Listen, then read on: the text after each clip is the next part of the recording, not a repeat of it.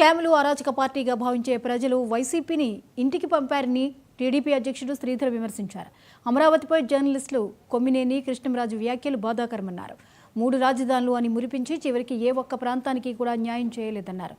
ప్రతి పథకంలో కోట్లాది రూపాయల డబ్బును దారి మళ్లించి దోచుకున్నారన్నారు. 5 కోట్ల ప్రజల కలే ప్రస్తుత మన రాజధాని అమరావతి అని శ్రీధర్ పేర్కొన్నారు.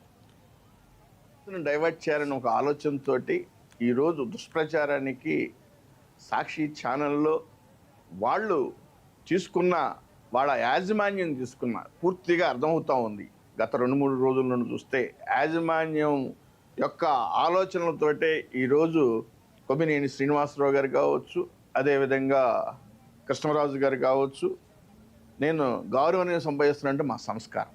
వాళ్ళు కావాలని అంటే ఒక రెడ్డి రాజులు, ఒక చోళుళ్ళు, అదేవిధంగా రాజా వాసిరెడ్డి వెంకటాద్రి నాయుడు గారు, అదేవిధంగా సిద్ధార్థుడు నడయాడిన ప్రాంతం, దీంట్లో వేశ్యల రాజధాని అనే మాట మాట్లాడటం అనేది మన ఆడపడుచులందరినీ అవమానించినట్టుగానే నేను భావిస్తున్నాను. ఆ ప్రాంత వాసిగా, ఈ ప్రాంత వాసిగా పార్టీలకు కూడా అతీతంగా ఆలోచిస్తున్నాం. ఈరోజు ప్రతి ఒక్కళ్ళు ఆవేశంతో ఉన్నారు. ఎవరు వేశ్యలు?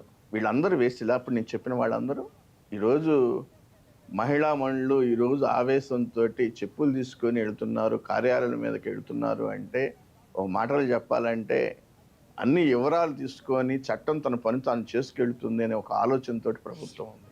అయినప్పటికి కూడా ప్రభుత్వానికి కూడా మేము ఒకటే చెప్తున్నాం, కూటమి ప్రభుత్వానికి తెలుగుదేశం పార్టీ తరపు నుండి ముఖ్యమంత్రి చంద్రబాబు నాయుడు గారు అయినప్పుడు కూడా కూటమి ప్రభుత్వానికి మేము కూడా తెలుగుదేశం పార్టీ నుండి చెప్తాం. బీఆర్ఎస్ అధినేత మాజీ CM KCR justice PC Ghosh commission ముందు హాజరు